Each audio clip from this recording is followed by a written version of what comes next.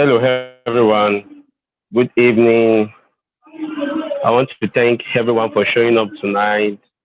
Thank you, guys. And I hope that you guys are prepared for tonight's section. Anyways, I want to thank the speaker that we are hosting tonight. Thank you for your time and thank you for preparing for such an insightful section that is about to start. So now, to usher the speaker in, I will play a biography and you guys should know more about the speaker. And as soon as the biography starts and ends, the speaker will be live to start that section. Thank you. As a global speaker, she has captivated global audiences with her sensational keynotes and thought-provoking unlearning facilitations.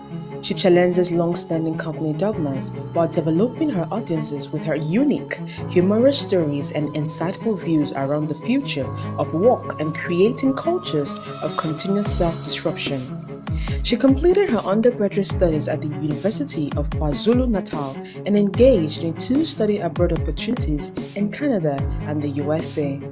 She began her career as a primary school educator, teaching 3 of South Africa's official languages and natural sciences and technology to bright young minds. This was when she came after to a realization that the future skills so highly sought after were skills that were easily exhibited by children in the forms of inquisitiveness, frankness, and resilience.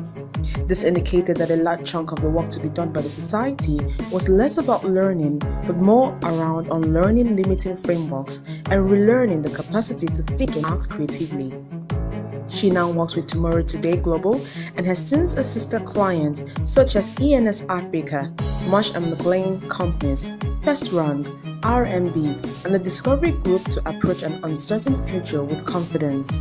In 2019, she was recognized by Avanza Media as the 45th most influential young South African on the final list of 100 young South Africans. In the same year, she became the winner of the Professional Speakers Association Speaker Factor competition, making her the very speaker to attain this award in Southern Africa. In 2020, she made the Junior Chamber International Essays list of 21 top outstanding young persons. She now serves fellow speakers, coaches, consultants, and trainers as the KwaZulu-Natal Chapter President of the Professional Speakers Association of Southern Africa. Ladies and gentlemen, please make welcome Zanele Njapha.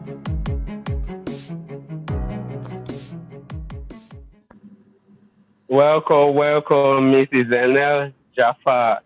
If I'm correct, welcome. Thank you so much, Michael. It's okay. You were almost there, so I'll accept that. So that's okay. It's Zanele Njapha. But thank you very much for the great energy that you have and for clapping me in and for that introduction, even though that wasn't so audible for everyone. But I think that by the end of my session, everyone will know or will have at least a brief idea as to who I am, what I have to offer, and just and open up a platform for us to have a conversation, because that's what I really want this session to be. Even though I can't see you, I promise that I will try and make the best of this moment that we have together. So I want you to also just, as you start to prepare yourself for my session today, I want you to remember that I go by the title of the Unlearning Lady. So it's not some fancy superhero, even though it sounds like a superhero name, right? But it's not really a superhero title. It's basically a title around the work that I do. My job is to make individuals uncomfortable. I walk into corporate boardrooms. I work with various organizations and individuals as well, as I will invite you right at the end. But basically, my job is to make people uncomfortable, to get you unsettled and to get you moving into spaces that you haven't previously occupied, around seeing things completely differently. So that's what I'm here to do today. And I hope that you're going to allow me to get you to do that. So hopefully you're sitting nice and comfortably, ready to write a whole bunch of notes. Before I mention that, I want you to only write the notes that resonate with you. Don't copy things off the screen as they are, but only write notes around maybe if you have an aha moment or a light bulb moment. Those are the only things I want you to write down, because in 2 months' time, when you look at these notes again, those are the things that are going to resonate true with you. So don't copy the words that are on the screen, but only write down the insights that come through your head as you have a look at this. So I'm going to get started. And all right, I'm just trying to move this around here so I can, there we go. That's perfect. Awesome. So as I mentioned a little bit earlier and implied, the title of my presentation today is Repositioning Yourself for Tomorrow's Relevance. So we all know that we're living in a constantly changing world. And I always say that the world we live in is one where you literally have to run to stand still. And if you're standing still, then it means that you're going backwards.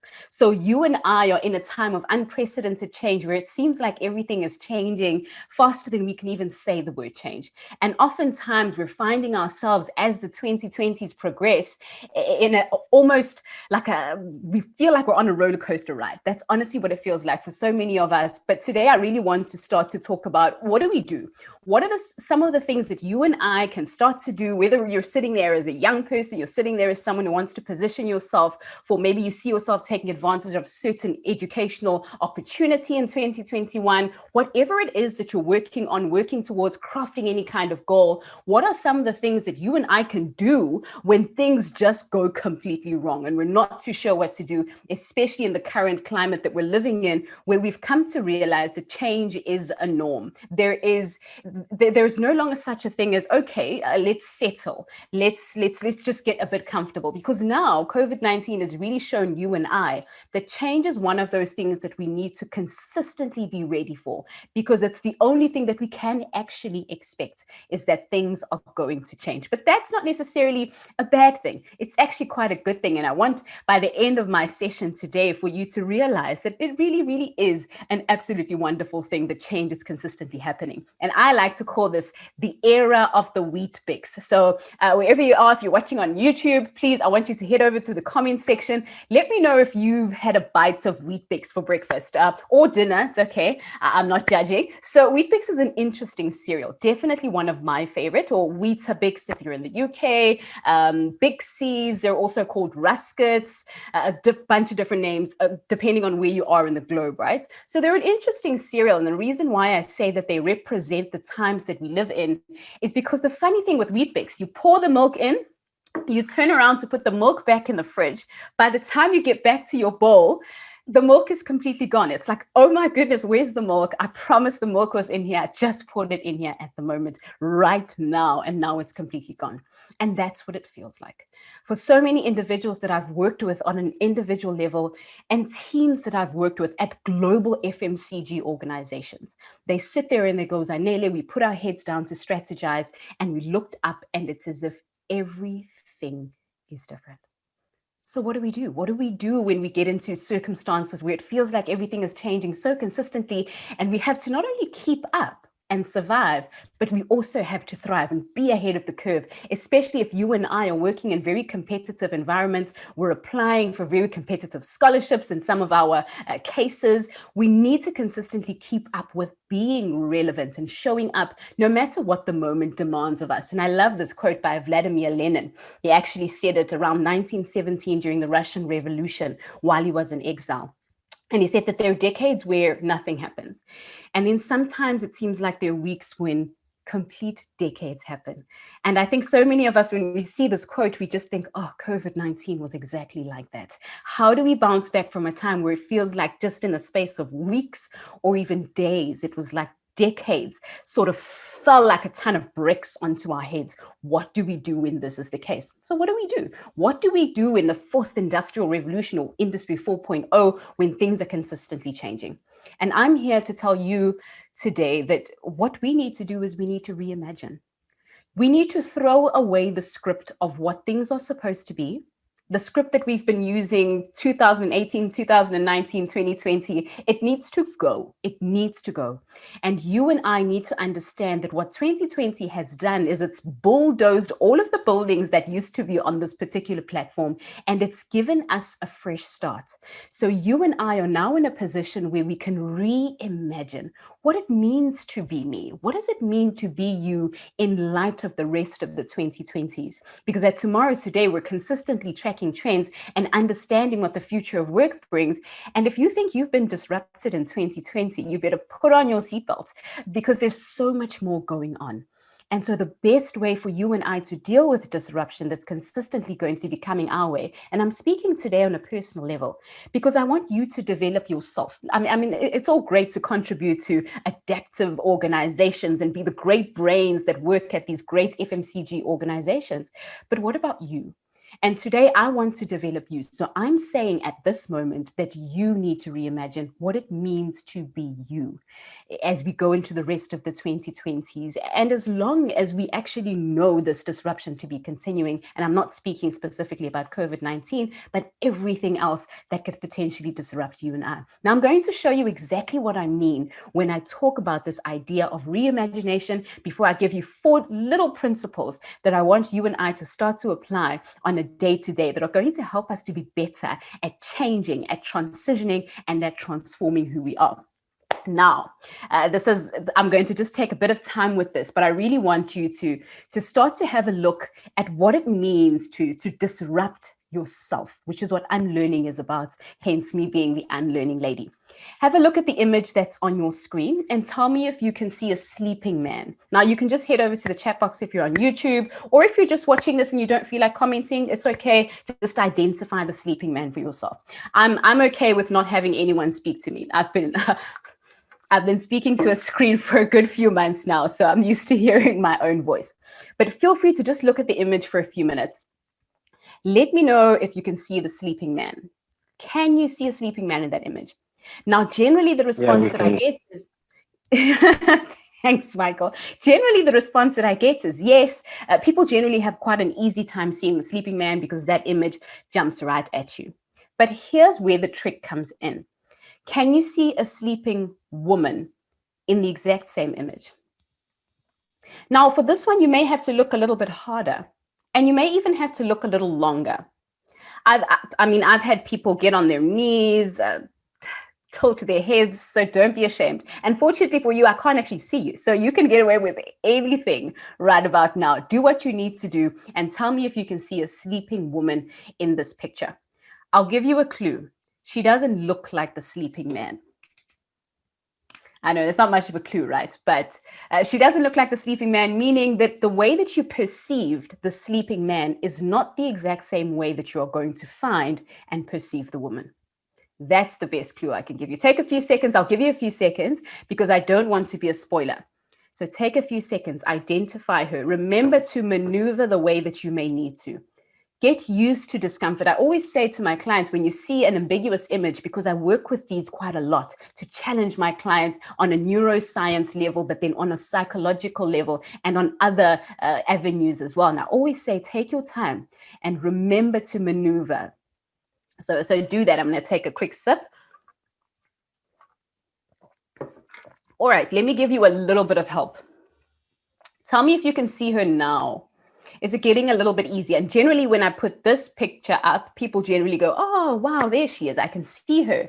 And then I always say, can you identify just how differently she looks to the sleeping man? Because when you and I think that we're going to see the sleeping woman in the same picture, we instantly think she's facing the front, she looks exactly like the man, or she's in the same position. But unlearning is all about taking those frameworks away and starting from a brand new basis and understanding that some of the frameworks and strategies that served us in the beginning are not what we need in new terrain and in a new framework and in a new way of seeing things. So you'll see the darker part, that's her hair running down her neck. And then the lighter part of the picture that's just been shaded in for you, that's her skin. And then the maroon on right at the bottom of the picture, that's a PJ or a t-shirt. So I know that scaffolding does tend to help us a little bit more. Now, the last time I'm going to torture you for now, we're going to go back to that very first image that we saw. I'd like you to tell me if you can unsee the woman. Now, that's what I want you to try to do, especially if you're in a position where you've been able to see the man and you've been able to see the woman. I want you to try to unsee one of them. So look at the picture and just see the man and not see the woman at all.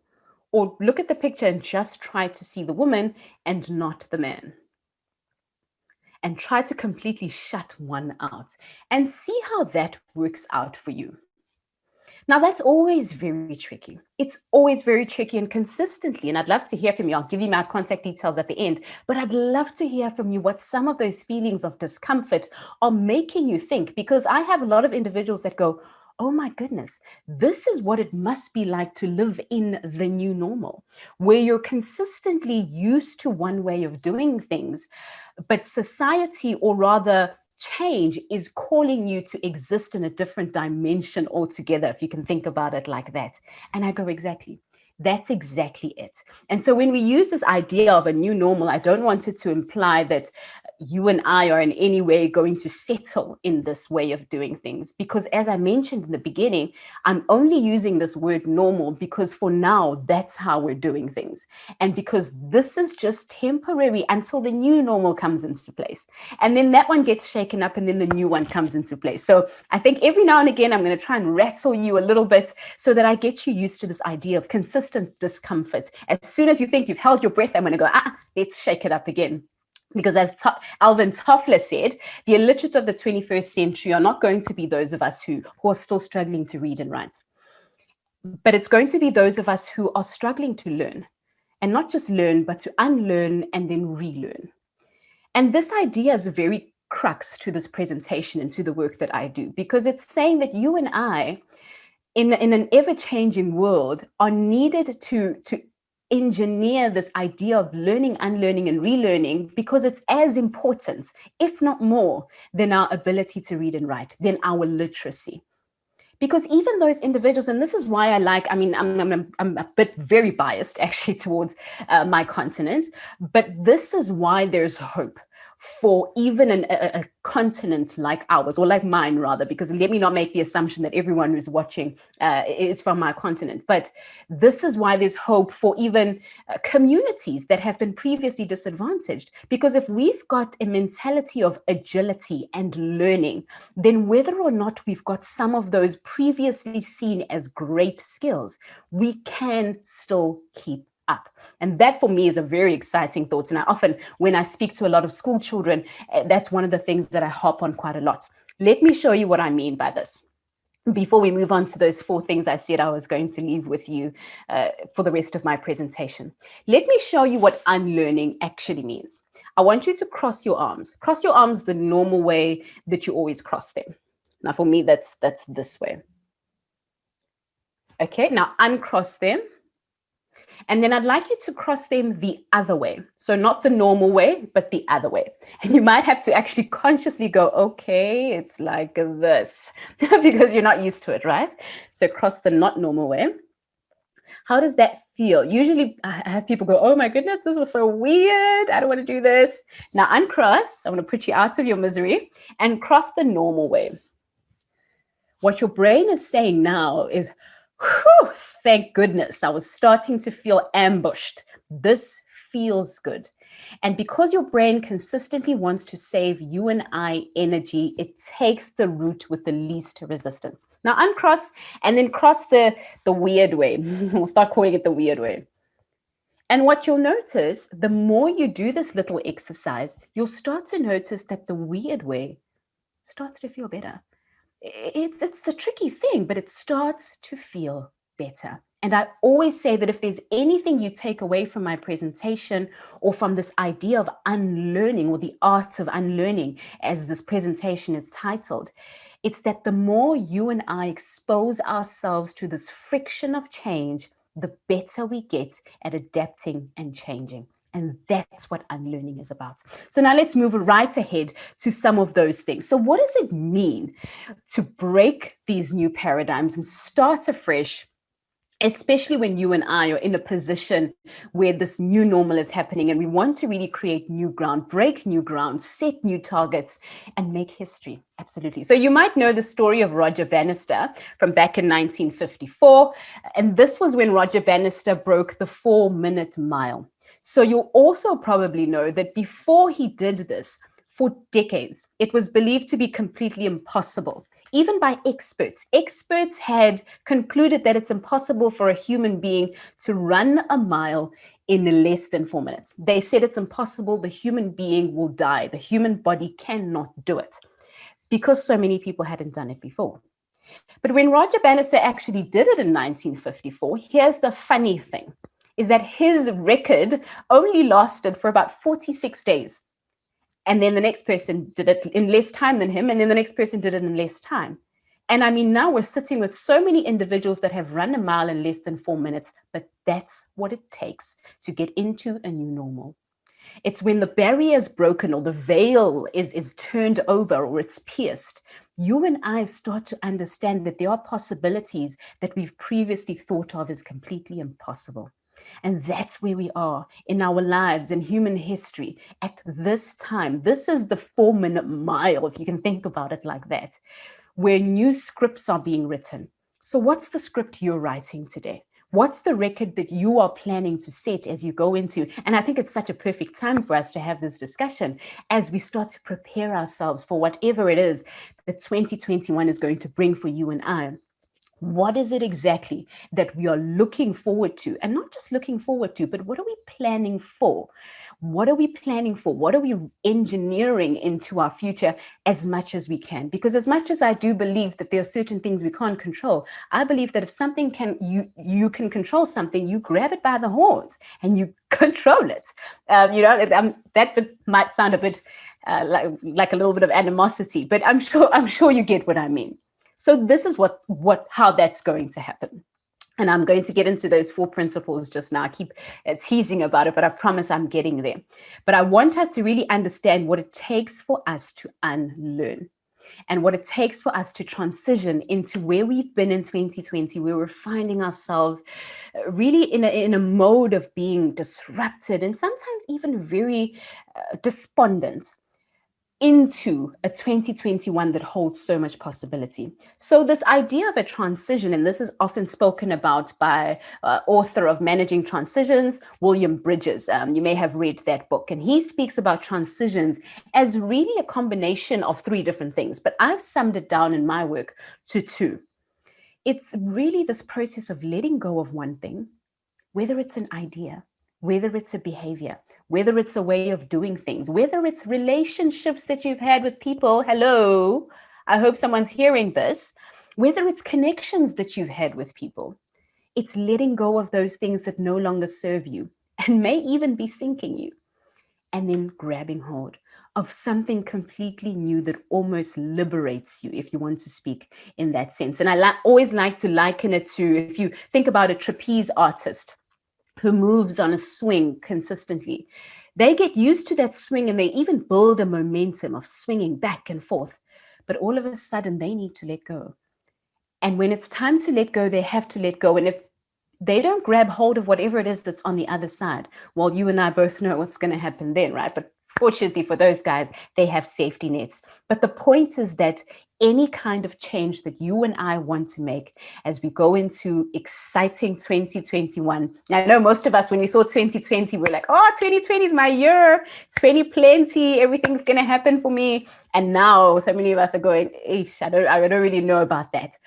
But it's okay, because you and I are getting this fresh start that I spoke about, right? Cool.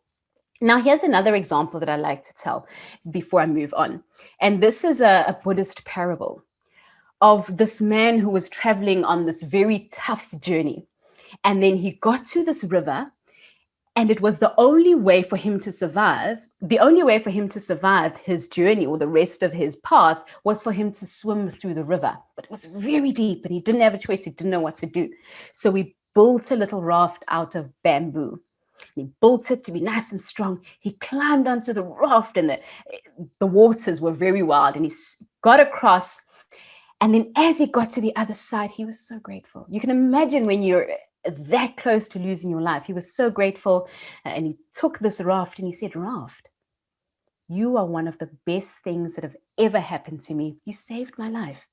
So I'm going to keep you. I'm going to keep you with me, Mr. Raft, as long as I live." And so he took the raft and he strapped it to his back, and he continued on his journey with it. But the next part of his journey wasn't a river, it wasn't a body of water, but a thick forest. And so every time he was walking through the trees, he realized that the trees were slapping him and there wasn't enough space for him to walk through the trees. Yes, you probably guessed it, because of the raft on his back. And so the only choice that he had now was to let go of the raft or die, or not survive in this new territory. And I think that that story really illustrates that you and I are at that moment. We're at that point where our rafts have served us very well. Think about what your raft might be and take a minute if you need to do that. Think about what some of the things are that have served you really well. And let's not take that credit away from them. Some things serve us very well, but our excuses also serve us, remember, because they protect us in our survival mode from our primitive minds that are consistently wanting to survive. But we need to acknowledge that those things are not going to serve us now where the forest is thick. Now, I'm going to show you a quick video before I move on, and I hope that this is going to play very well for you so that you can see it. But it's a video that's going to help you and I to understand in just a few minutes, in just 2 minutes, exactly what kind of thinking is going to get you and I through the forest.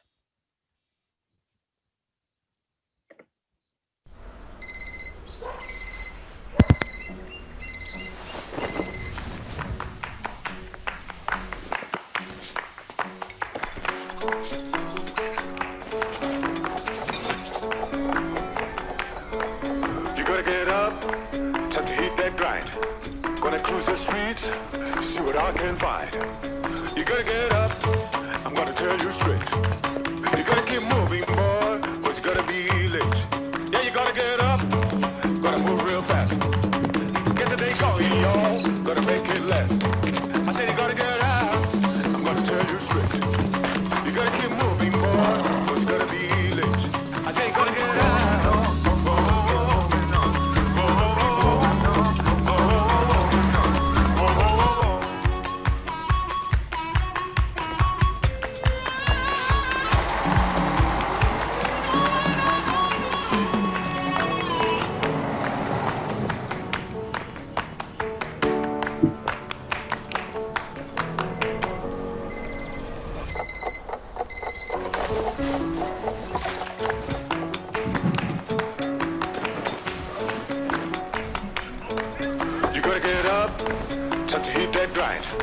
Gonna cruise the streets, see what I can find. You gotta get up, I'm gonna tell you straight. You gotta keep moving, boy, or it's gonna be late. Yeah, you gotta get up, gotta move real fast. Get the day going, y'all, gotta make it last. You gotta get up, I'm gonna tell you straight.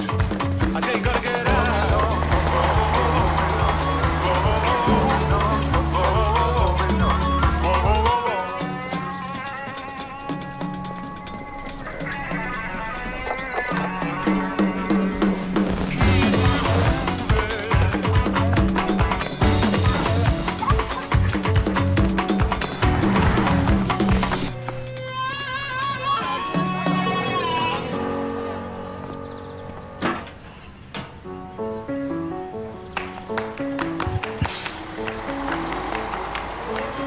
We find a way to get things done.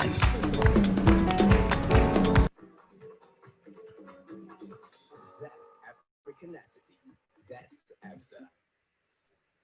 Wow, So that's wow, just a wow, video wow, from interesting.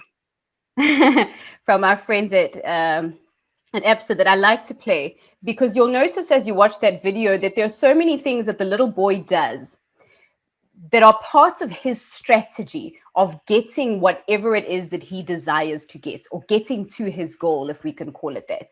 And he plans things, and he facilitates all of these little changes that are going to seem like they're going to make a huge difference. I mean, hanging his bag on the wall so that he could just slip his arms, distracting the dog, distracting the old man, seem like watertight strategies. But sometimes it's just not enough. It's just not enough. And what you and I need to do now is something that's completely different from what we've always done. What is it that you need to do that, well, rather that you've been putting in place so far that just doesn't seem to be enough. And we all know, we all have things that we've been doing almost the entire 2020, where we've just been trying this and always speaking to this person and always applying to this university and always looking at that scholarship and always doing this. But 2021, let me tell you, is going to need you to move the bus stop altogether. It's going to need you to do something that's completely unconventional, something that's completely different from what we've consistently been doing. And I always say this is where it starts. It starts here. Because you and I have this challenge, and I've worked so many times with individuals in my mentorship program who have admitted that you and I have this challenge of thinking that we know everything. Oh no, I know. I'm aware of that. Oh, I know that. Oh, yeah. But unfortunately, it takes a lot of humility and a lot of wisdom for us to openly admit that we don't know everything. And here's the magic. When you are able to admit that you don't know everything, it opens you up to the possibility of things that you never even imagined could happen. And that's why I always say, let's start here. Let's start with intended ignorance. Let's start with going, okay, so I don't know that much. And I mean, I know so little. What is there out there that I could possibly know now that is not within my realm of knowing? What are the partnerships that I don't currently have in my capacity or around me? Who are the people I'm not speaking to? And that is intended ignorance. Is choosing not to know. It's choosing to ask the questions and being intentional about that. So now, I did say a little bit earlier that I'm going to introduce you to 4 little concepts that I want you and I to start to practice from today. And you can give me your feedback about how everything goes with this, but I would absolutely love to hear how everything goes as you continue with this journey. But 4 little things that are going to help you to lock down the art of unlearning so that it works for you. Because remember, I skipped to this quote, but let me just go back to it. This quote by Toni Morrison: if you want to fly, you've got to let go of the things that hold you down. And so many of us are going, 2021 is my year to fly. But what about the things that you're still doing, the ways that you're still thinking that are keeping you held down? And those are the things I want you and I to work with. But I promise you, I've kept them nice and simple. I've kept them nice and easy to work with so that you can list them down. And as I go on speaking about the 4 of them, I want you to just jot down some notes and go, oh my goodness, I've noticed that I do that. Oh, I remember this person said that I do that sometimes. And you note it down and you really start to take stock, because awareness around where we are as individuals really helps us to start to open doors to possibility and where we could potentially be. So here are the 4 things that I'm talking about, and I'll run you through each of them for the rest of the presentation. And I think I'm doing quite well for time. It's because I'm speaking quite quickly. Lovely. So the first one is denial to curiosity. And then the second one is silos to systems. 3, detachment to ownership. And then the final one is panic to opportunity. And that, I think, is a great one to end off with. But here's what I want us to just understand before we move on with this, is that in order for you to let go of something, remember, like the trapeze artist, you're going to need to know what you're holding on to. That's why even when I mentor people on a habit change, on behavior change, I always say, don't just say, oh, I want to quit this thing. What do you want to start doing? Because it works better for you to unlearn and rewire your brain's neurocircuits when you understand what it is that you're going to replace that with. If you think about a habit loop, now I'm going a little bit into some of the nuances of that, but if you think about a habit loop, it's made out of a cue, a behavior, and then a reward. So the way that we can change our behaviors is by moving each of those around and seeing which of those can be replaced. So that's why I always say, understand what you're going to give up and then what you're going to hold on to, because those can't be separated from each other. They are one. That's why learning is primarily just a process of unlearning and relearning. Cool. Now, if we've got that down, I think we're going to be A-okay for the rest of this presentation. Now, let's look into the first one. The first one is denial to curiosity. Oh, when COVID-19 hit us, so many of us took on a stance of denial. We went, I don't know. I don't know what's going on. Wow, that happened. I'm not too sure. And when we had conversations with our colleagues or our family members, and they said, "What's going on? Are you aware of anything?" I don't know anything. I'm not. I'm not aware of anything. And we were just in complete denial mode. And so denial is perfectly all right. Let me tell you why. Because the way that your brain works, especially if it's under threat, is that it starts to fill in gaps. Remember, the brain wants to protect you more than anything. So if it perceives something to be a threat, it fills in all of these missing gaps of information where there's no information or no certainty. It fills in those gaps with previous, let's just call them previous experiences. So when it sees a dog coming towards you, it fills in all those gaps with last time we saw a dog, this and this and this happened, don't forget. So that's what your brain does. And if it has those gaps, then it fills them in. And that's where this denial comes from. So it's okay. And I want you to understand as well, when other people find themselves in situations of denial, that it's normal when you and I feel threatened. So that's the first thing. It's normal, but it's not okay to stay there, because this is what ends up happening when you stay there. And I think a few of us are aware of this quote here that's accredited to Thomas Watson Jr., founder of IBM and original chairman of IBM. That, questionable, right? And he said that his prediction, or based on what he saw, computers, they're not that great. They're probably only going to be around not too long, and about 5 in the world. But now, depending obviously on the demographic you're speaking about, some communities have about 5 computers in each household. And this is what happens when denial happens. And in the case of IBM, an organization that's worked consistently hard to catch up with curves and is actually extremely innovative in the current state, they found themselves falling behind. And that's when you and I get into states of denial, when we feel like we can't keep up. And that's where most of us started to find that denial coming through. Because when we got disrupted, we went, oh my goodness, I can't keep up. Think about a moment in your life where you just felt like you were insufficient, whether you didn't have enough resources or you didn't have access to the right information, you didn't know the right people, as people say you have to nowadays, but you just felt insufficient. And so the position that if you take a deeper look in that situation, the position that you took then was a position of denial. You went, it's probably not the right opportunity for me anyway. It's boring. Those people are not even that great.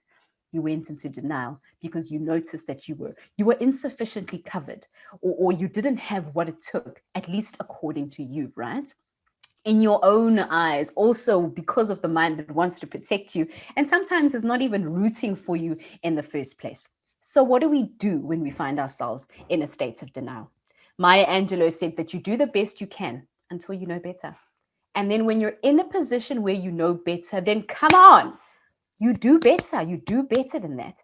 And so that's why I always say, and this is what I want to say to you as well, forgive yourself. Forgive yourself for the things that you weren't able to do, for how you were not able to show up in 2020. And I know that you had so many goals that you wanted to achieve. And I was the same. I had so many things to tick off my list at the end of 2020 that I can just see it's just not going to happen anymore. But you and I need to forgive ourselves, firstly, for those things. Because in those situations, we didn't have access to what we needed access to. But now, because we're more aware, because we know better, we have a responsibility. And I say this like I'm shouting, but we have a responsibility to ourselves and to our societies to do better. Because, right? Doesn't it make sense to forgive the person who doesn't have access to more information? But what about the person who does? Can you forgive that person? I know I wouldn't. If you have access to everything you need, why are you not doing better? What's your excuse? And that's where you and I stand. And I find that unless sometimes we have this jolt or this fire up our bums, as some people say, we don't tend to jump into action or get things done the way we need to. So the question I want us to start to ask ourselves is, what do we know? What do you know? What are the things that you are aware of now? And I understand that COVID happened, disruption happened. Maybe you've got a few things chips that have landed in different places that you didn't expect. But what do you have now? Who do you know now? Who are you connected to now? What are the resources that you have access to now? Because that's what's going to move you from your sense of denial or your denialism. It's understanding the power that you hold in that moment. And I always say the best way to understand that power is to start here, to ask the questions. And we've been taught so often that it's all about the answers, get the right answers. But I am a firm question believer. I believe in the power of questions because questions mean insights consistently. If you and I can start asking more questions and asking everyone. I know I grew up with this idea that certain people don't get asked questions. Don't ask your mom that. Don't ask your dad. Oh, what are you thinking? Don't ask the boss if he can give you a raise.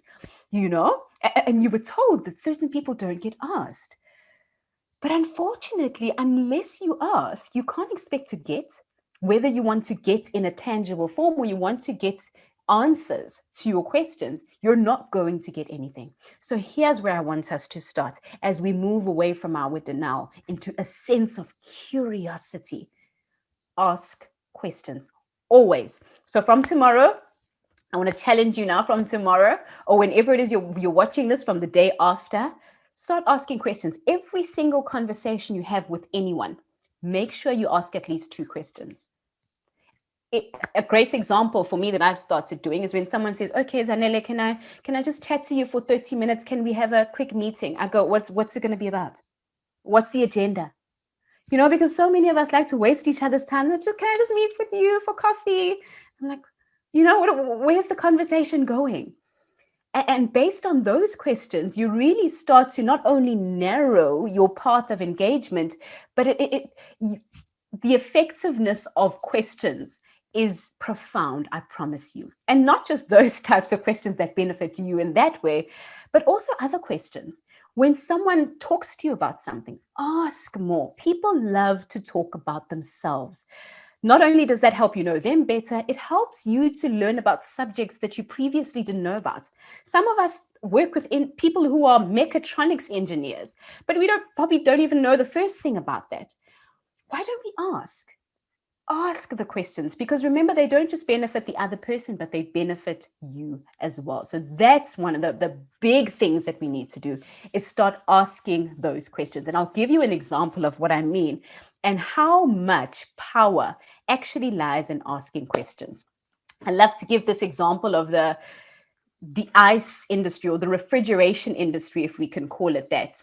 Oh goodness, where does this time go? The refrigeration industry. So the refrigeration industry started out with individuals going to live in the cold north as soon as it was winter, and they would cut blocks of ice and then ship these and send these over to people's homes so people can keep their food cold, right? And then about a good few decades down the line, we had ice factories where this ice was then stored and it was able to be kept at the right temperatures, and individuals that owned ice factories then had ice trucks, and they would move all of this ice around to deliver it to people's homes. So this was a type of innovation in this industry. But if you look back at when they used to cut the blocks of ice, the only innovation they would have there maybe would be a stronger horse, a sharper saw, or a faster, stronger horse, a bigger sleigh, those types of things. But if we move a good few decades down the line and we start to look at when the ice box came, or the refrigerator, which we now absolutely love. Sometimes we open it, we don't even know why we're opening it. We open it and then we close it, and then you open it and then you close it. I always feel like the refrigerator is a good place to think. It's just me, but I feel like the fridge is a great place to think. Even when you haven't decided what you're going to eat, you just go there and you open the fridge and then you close it. Amazing. It's for me, it's a really funny thing. But then that innovation happened in the refrigeration industry. And here's the interesting thing about the story that I'm telling you, is that none of the innovations, or none of the innovators or entrepreneurs from each of those 3, if we can call them parts of the revolution of the refrigeration industry, moved on to the next curve. So none of the guys that owned a company that cut blocks of ice ended up owning a refrigeration company. None of the guys that had ice factories ended up starting a refrigeration company. because they limited themselves to, we cut blocks of ice. That's what we do. And we cut blocks of ice really well. But what happens in 50 years' time when no one needs you to cut blocks of ice? How do you show up then? And so the question that these particular individuals should have rather asked themselves is not what do our clients buy from us, but rather what do our clients do with what they buy from us? Because really what we want is food to be cold. And if they understood that, then in 50 years' time, when keeping food cold is not about going up to the north, then they can show up for it as a business and consistently innovate to stay on that curve. And it goes for you and I as well. It's questions like that that help you and I tap into how we can stay relevant in a consistently changing world. Okay, see, now I get so excited when I speak that time ends up going so quickly. So I'm going to move through the rest of these, but with a lot less detail, just so you understand what some of these are about. The second thing that I want us to unlearn and then relearn, the first one to unlearn is our silo mentality. And then the thing I want us to relearn is our systems mentality, the idea of seeing the interconnectivity between different things, different parts of our systems, us and the rest of our world, us and our networks, and everyone else around us. So, this idea of being in silos really is about wanting to protect what's mine, which is normal in a way, because if you think about our primitive selves, there was limited food, we had to hunt and gather, so we wanted to just keep everything okay. I wanted to make sure that there's enough for my family and I, so we're going to protect ourselves. And this is what we found happening in the beginning of COVID-19, is that so many individuals went, oh, I want to protect me and my family, we're going to keep everything just to us. But unfortunately, the silo mentality doesn't really serve us. It doesn't really help you and I to be effective or to be productive, because it only serves us and forgets the fact that you and I are a part of a much larger system than just ourselves. So we don't want to put our blinkers on, because you end up missing things that you could have seen. I mean, we've got so many examples around the world of marketing campaigns that went belly up because the team was not diverse enough. And this is what I mean about living in silos. Because if you just depend on your perspective, remember, you don't have the perspective of the guy who sits across from you, the lady in the office next to you. And so the only way to get their perspectives is to bring them on board and start to integrate those perspectives into what you do. And here's one of the things that stop you and I from being able to see things in the systematic kind of way. And I'm going to make a little bit of a joke around it just now. Is a false consensus. So this is one of the more common sense of biases that keep you and I in a silo mentality and not a systems kind of perspective. This bias is a very interesting one because it means that you and I think everyone is like us. Like, I mean, the other day there was a game, I think it was, let me just think, I think it might have been Chelsea not too long ago. If you're a Chelsea fan, just let me know if I'm right, you know. I think there might have been a Chelsea game not too long ago. And everyone who was watching, all the Chelsea fans just went, yeah, but I mean, why is it so hard to understand? Chelsea's a great team. And I thought, you're making an assumption that everyone is exactly the way that you are. Here's another example. I watched a show on Netflix not too long ago, and they had a good few individuals, 100 individuals in the room, and they said, all right, everyone, pretend that you're in the bathroom, the toilet paper's just run out. How do you refill the toilet paper onto the roll? And it was the funniest thing, I promise you. Each and every individual went, okay, if you're filling in the toilet paper, you want it to hang over, because that's the easy way. That's how everyone wants it. And then the next person would come in and they would say, no, you don't hang it over because it's inconvenient. You hang it below so that you pull and you drag. You don't want to snag, you want to drag. And the funny thing is, every single person who came in and talked about the way that they like toilet paper to be put on the roll, they made it seem as if that's the way that everybody likes it. But unfortunately, you are the only you there is. Everyone else is someone else. And if we want to move away from a silo mentality into a mentality of systems, we need to understand that you are the only you, everyone else is everyone else. But there is so much beauty in understanding where we fit into the puzzle of everyone else and into these lovely ecosystems that we're a part of. And I'll speak a little bit about that one just now in the third thing as I start to wrap up my presentation. So detachment, ownership. And this detachment is very similar to denial. It's when you don't want to own up to anything. And this is what happens. It's like all of us had a hot potato and it was being passed around. I'm not responsible. I'm not responsible. I'm not responsible. Not my problem. All right. So the sense of detachment is when you and I go, I'm not responsible. I don't want to take ownership. But I want to encourage you and I to take ownership. Because when we take ownership and we move away from our sense of detachment, it does two things for us. And here are those two things. It allows us to have personal intelligence. And in a world where the gig economy is growing at unprecedented speeds, you want to be personally intelligent. You want to understand what you bring to the table unapologetically, and you want to own it. You want to own it because you don't want to be a jack of all trades anymore. It's not that type of climate anymore, guys. This is the world of the individuals that know what they bring to the table. They own it, they sell it, and they're very sure of it and consistently developing it. So that's the first thing. And then the second thing that it gives you as well is diversity intelligence. Because once I understand what I bring to the table, it helps me to appreciate what everyone else brings to the table. So I'm not going, oh my gosh, I'm looking at so-and-so, she's such a threat. Wow, look at how great she is at her job. But I'm going, wow, I appreciate what you bring to the table because it complements what I have, because it will never be what I have. You are not a threat to me, but you complement the work that I do. Awesome. So the last one is panic to opportunity. Now I'm ending off my presentation, but I really want this one to be the one that you go off with and stays in your mind and really is solidified as we go on. So the sense of panic, once again, is a natural response, is an almost reactant when your amygdala, you flip your cap, as the neuroscience says, you go into panic mode, fright, flight, freeze, because you just want to protect yourself. But unfortunately, during times of panic, you don't see opportunity, let alone taking advantage of it.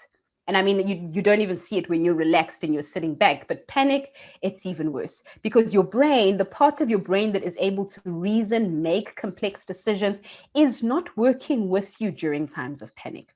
And so we want to move into opportunity. I'll give you a quick story of this child that I used to teach. As you might know, I used to be a primary school teacher.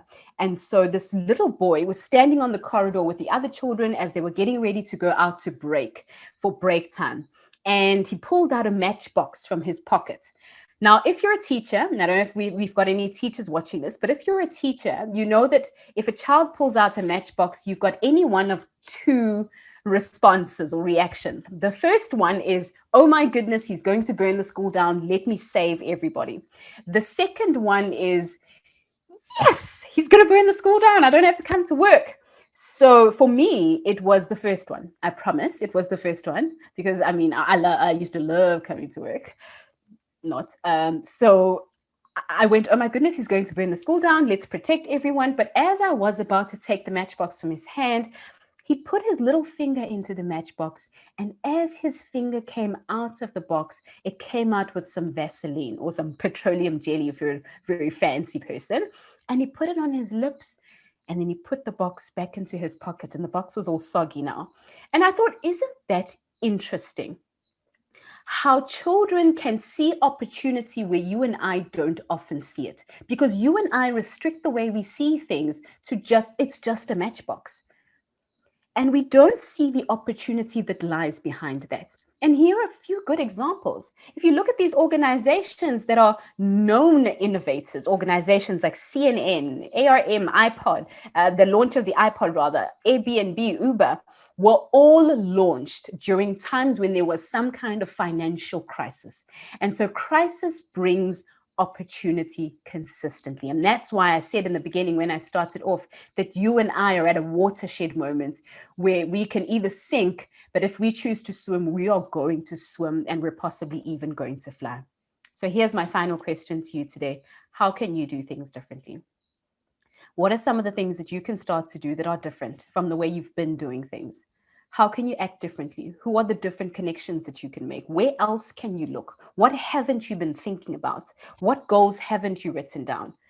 Where haven't you gone? Because in a period where life is short and nothing is promised and life is uncertain, we need to take the things into control that we can and make the most of what we can make the most of. And I always say the best way to do that is to experiment. Experiment, play around with things, make your own life a little experimentation lab where you try things. I always speak to my unlearning mentorship clients and I say, move things around in your room, get used to change, because you can't expect yourself to be adaptive if your environment is not consistently challenging you. And so to end off, I'd like to end off with this quote that's one of my favorite, that's going to hopefully encourage you and leave you on a note of positivity, but also encouragement as I end off this presentation. Not everyone who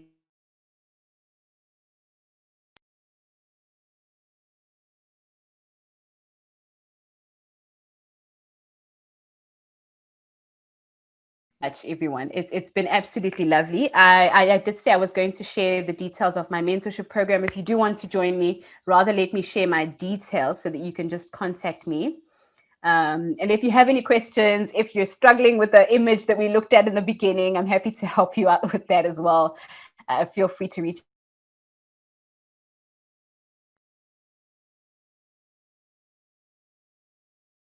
out to me at times. Wow, wow, wow, wow, wow, wow, wow, wow, wow, wow. Such an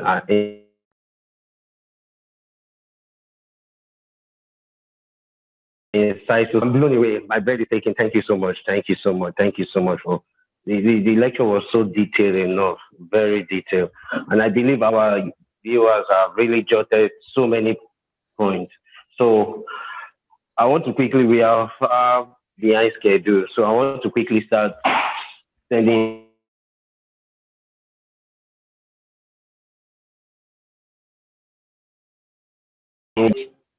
time in the midst of distractions. You know, there's a lot of distractions everywhere. So how do you manage time, your time? How do you stay productive even in the midst of distractions? Do you understand my question? Okay, I've heard the question. All right, thanks, Mike.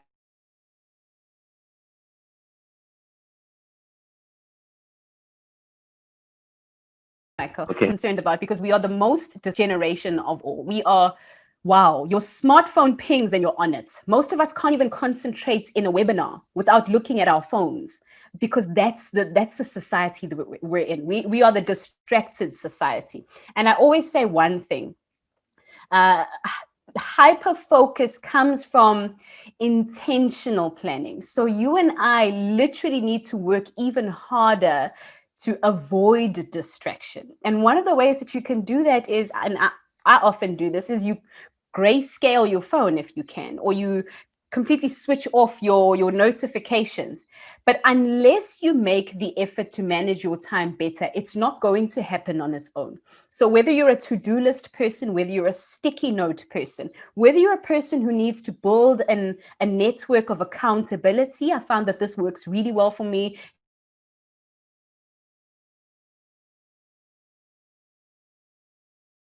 Especially when it comes to writing content accountable. That's one thing. But the other thing that I want to say, and it is really important in the sense, in the unlearning sense, is understand why. What is it that's your challenge here? Because it's one thing to say, I can't manage my time, but it's another thing to say, what is it that leads me every time to go, I'm struggling to manage my time?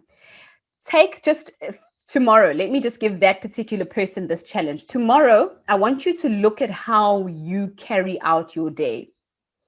Everything you do, from the distractions that distract you, from the time you spend on your phone, to your diary. What does your diary look like? What do your reminders look like? What are you putting in place? Be aware of those things first. And then once you're aware of them, you can understand what your triggers are, What are the things that are triggering you not to manage your time really well? And some of them can be those distractions that we're consistently having around us. And then what are the rewards? And this is an important one. I spoke about the habit loop. What are the rewards that you're getting from not managing your time well? Because believe it or not, the only reason why you're consistently failing or consistently battling with time management is because somewhere along the line, you are rewarding yourself for something that you're doing that's not allowing you to manage your time well. I'll give you a quick example. If it's spending too much time on Instagram or Insta or whatever the young people are calling it today, if you're spending too much time on Instagram, the trouble is possibly that it's giving you all of these great dopamine shots that are chemical rewards in your brain that are saying, yes, yes, yes. You want to see who's texting you, you want to see who cares about you. And because there's that consistent reward, your brain is going to want it, whether you believe that or not. And so it's one thing to understand, creating a diary, but it's another one to really zero in on why. What are the things that I'm doing and why am I doing them? How are they benefiting me? And why do I keep going back to them? I hope that helps the person to Yeah, start. wow. Thank you so much for that answer. Yeah, it really helped a lot. Okay, the second question now. Someone just asked. Now, we know that among the viewers, we have people that are more experienced than the other, and we have some that are just coming into the professional world, that's beginning their career and others. So please, can you just highlight some baby steps, like to journey into, like the first step, should I say steps to journey into relevance? What are they to do at first when you in taking a journey into relevance, starting their career path? What are the steps to do to understand what to do next? To understand, okay, this is what I should do now. This is what I shouldn't do. This should be my focus and others. So how should they take that step first? Cool. Thanks, Michael. That's another very, very good question. And I think the first thing that you can do, and one of the really best things that you can do, is skilling yourself. And I always like to split this into three different parts, and I hope I'm going to articulate them well enough for you to understand. But the first one, skill yourself well enough to do your job the way it's being done now. So understand, and this takes a lot of understanding around your job profile and what it means to do the work that you do holistically in terms of objectives. Don't look at tasks, because in 10 years' time, those tasks are going to be automated anyway. So look at the entire job scope. What are the objectives of this function? So skill yourself in terms of that so that I can do it and perform now. And then future skill yourself. So skill yourself so that, or upskill, rather, let me say upskill for this one, and then I'll say future skill for the last one. Upskill yourself so that whatever that job looks like in 10 years' time, you can show up for it. These are now speaking about future skills, being tech savvy, and all of the other future skills. So skill yourself so that as that job changes, in 10 years' time, in 5 years' time, in 2 years' time, you can still be relevant in that job post. Remember, we spoke about objectives in the first one. And then the third thing you want to do is you want to skill yourself. You want to future skill yourself, not just for that job, but you want to skill yourself so that you can move around the business with a set of skills that means you are competent wherever you go. And I always say that this one is very important. And going back to the skill of being tech savvy, if you look at some of the jobs that are in high demand now, they're really individuals that can not only understand data, understand and interact with tech, but individuals who are consistently being nimble around understanding automation, the future of machines, and everything else that's going on in that space. So I'm not saying become a big coder and have a supercomputer in your basement, but I'm saying have those basics around those skills that are going to be relevant in the future of work, not just in your industry. So I always caution people, when you future skill, don't just focus on your industry. Look around. And this is where the questioning we spoke about comes in. Connect with people that are not just in your industry. Understand what the guys in HR do. Understand what L&D is all about. Understand R&D. Really start to eat out of different pies here and there a little bit so that you're competent all round. You're not necessarily a jack of all trades, but you have a certain competence around different fields of the business so that when it's time to move, you can move with everyone else. Okay, thank you so much for that. You did justice to it. Okay, this third question happens to be personal. So could you just tell us your story on how you grew from your older self to the new now Zanele?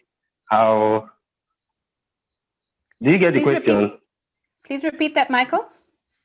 Could you tell us your story on how you grew from your older self to now the new you, the new Zanele we the whole world now know you to be? So how did you start? What were the things you did right and others? At least to inspire others watching us now. Thank you. Cool. Okay, so I guess my story really starts with when I was a little girl, if I can say that. I used to close my little brothers in our spare room and teach them using my notes from school. And now I'm not saying they didn't enjoy it, even though for some reason every now and again they wanted to leave the classroom, but I was helping them. They didn't get it. So the point is that I knew from a very early age that I wanted to teach. I wanted to share, but not just to teach and share. I wanted to facilitate conversations that are forward looking. And so from that very early age, I knew that that's what I wanted to do. But because I was exposed to the teacher as someone who resembled that in my mind, that's where I knew I wanted to be. So I did the teaching for a good few years and I loved it. I loved this inspiring of young minds, interacting with young people who are just so open to the possibility of something different. Growing up in the world where everything is new and they believe so much that they can influence the trajectory of history. They're not like adults that know that everything is set in stone and this can't be changed and myelination has happened and this and that. But children are still so open to possibility. So I spent a few years in the primary school teaching realm, which I super enjoyed. And it really did hurt for me to leave, but I knew that if I wanted to really facilitate conversations with the people that needed to unlearn, because children didn't necessarily have that challenge with unlearning, because they are adaptable. They play, they test things out, they eat worms in the garden and they pick things up and they invent things and they try this and they try that, they fall, they get back up. But the people that needed to unlearn, and this is what I realized, were you and I. You and I, who have got these default settings already set in place, we're the ones that need the facilitation, the conversations, the forward looking, the connecting, and the dissecting of these concepts. And so when I moved then into doing some of the corporate work that I do now with so many amazing organizations that I get to consistently work with, I went, okay, this is great. I'm now working with big teams. I'm working with individuals, strategizing. And then I went, I want to influence the individual. I want to work with people one-on-one. I want to work with smaller groups in their personal lives. And that's when I started the mentorship program that I wanted to invite everyone over to. And if you head on over to my website, you should be able to find it, zanelenjapha.com/mentorship. And I think that that's where my heart is, because that little girl that was locking her little brothers in the spare room is still, I'm not saying I'm going to lock everyone who joins the mentorship program into the spare room, but what I am saying is that please don't misinterpret this. But what I am saying is that I want to create environments where we can change effectively and create the futures that we want and not the futures that someone else has created for us. Because I grew up, and as I grew up, I started to realize that so many of my beliefs were not mine. And that's where so many of us are. When we get to corporate, we get into this position where we go, I have so many belief systems and perspectives, and they're not mine. I can't own them. And so unlearning is about, let's create your own ones. What are your own ones? So yes, figuratively, I am going to lock you in a spare room, but we're going to create magic together. And so that's my journey and some of my big beliefs around learning and changing and transforming and really living out your best and future focused self. I hope that helps. Wow. I tend to go all over the place when I answer questions. Wow, wow, wow. Such an interesting story. Wow. It's inspiring. Okay, the next question goes like this. How do you deal with an environment that does not encourage change and unlearning? Like it's so rigid to change. So how do you encourage? Mm. Okay, cool. Very good So what question. answer do you Again. give such a person? Yeah. So I get this a lot from leaders who go, I'm having a lot of resistance from my team. What do I do? The first thing I say, if you're in an environment that seems like the people don't want to change, it's just you who's forward looking, it's just you wants to experiment and try new things. I always say the first thing you want to do, because unlearning is a process that needs empathy. Start here. Understand why they don't want to change. Why are they resisting? Because you find that the individuals that resist change are the people that have seen the barriers to change, because they've identified, and sometimes it's the individuals that have been in the company for a long time, and they know that based on the systems that we have, based on the policies we have in place, there is no way that change is going to happen. So you start there. And you start there. And besides that, also on a personal level, change is associated with loss for the brain, because it means I'm going to lose my, I'm going to lose my autonomy and everything that I've relied on to be true for me. And leaders and individuals who just shove people at change often miss the point that people don't want to change because they feel like they're going to lose something. So talk about it, make it a conversation. Why? What's tell me a little bit more about that. What, how's everything at home? If the company changes to do this, or if we run this particular experiment, what will it mean for you, John? What does it look like for you? What does it look like for your family? What do you feel like is going to be threatened? Understand where they come from. This is so important, because the organizations that have, and the individuals that have change programs and in transitions that fail, are because they missed that part. They shoved change at people. And this is really not where I want people to be. So start with awareness. Understand what barriers they've identified to change, and then what does the change personally mean to them, and then go from there. Wow, thank you so much for that. Thank you so much for that. Okay. Yeah, I just want to just say something that I believe we have learned a lot of things from Mrs. Njapha, or maybe to use that word Njapha, okay? But I want to say something that the reason you see so many young youths, so many people stranded in life today, is not the lack of knowledge. In fact, so many people, when you have a striking conversation with them, you find out that they know a lot, but they lack this ability to put what they know into practice. They find it difficult to put it into work. So I want our viewers that are watching us live to please, every word that you have learned all through the previous section, try and put them into use. Don't just write them down, put them under your cupboard or your locker and just leave it there. Visit them again. Try and put some of those vital words into use. And I believe by 2021, I believe the pandemic is going to come to an end very soon. But I believe 2021 is going to be a great one for every one of us. Okay, so Miss Njapha, thank you so much for your time. I don't know if you have a parting word for the viewers, those that are watching us. Not So really, please, Michael. your last. I think you've wrapped it up so well, and you've just uttered the message of my last quote, that not everyone who chased the zebra caught it, but the ones who caught it, you can bet your bottom dollar that they chased it. So the only way that you're going to chase what you're going after, you're going to catch what you're going after, is to chase it. So like Michael said, take the action, do the little things that need to be done, put in the time, do what you can, speak to the people you need to speak to, and grab what's yours. Do what you need to do. It's yours, and just believe that. Yeah, thanks so much, Michael. Okay, thank you, everyone. Bye. Have a wonderful night rest. Goodbye. Oh,